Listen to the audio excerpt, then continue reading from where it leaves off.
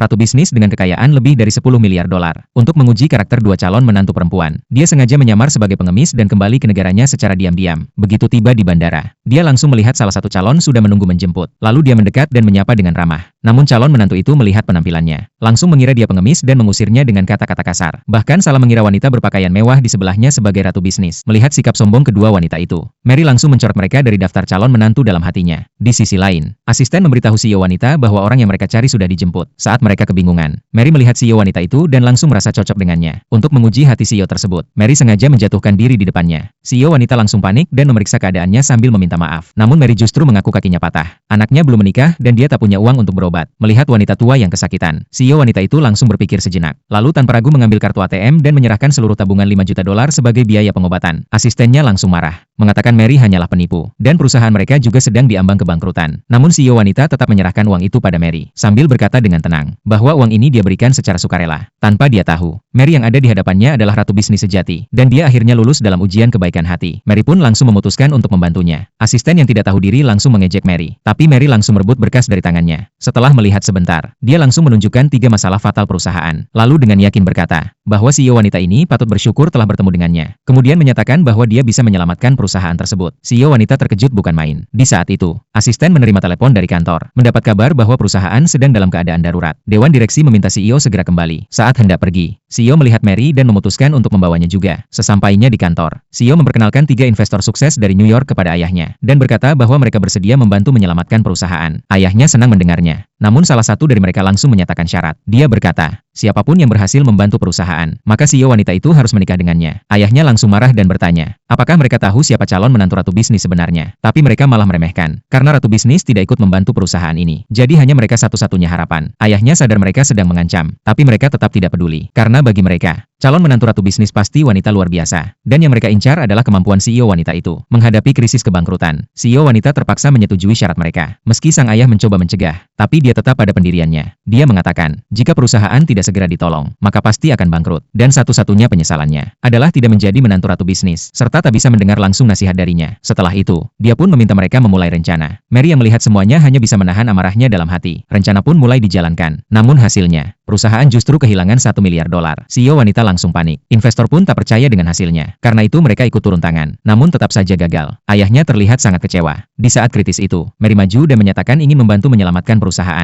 Ayahnya pun bertanya siapa sebenarnya Mary. CEO wanita menjawab, Mary bisa menjadi penyelamat mereka. Tapi orang-orang di sekitar tetap meragukannya. Tanpa mereka tahu, Mary justru merasa kasihan atas pandangan mereka yang dangkal. Namun para investor malah mengejek Mary, menyindir bahwa dia hanya ingin menjadikan CEO wanita sebagai menantunya. Mary pun langsung mengakuinya. Kemudian bertanya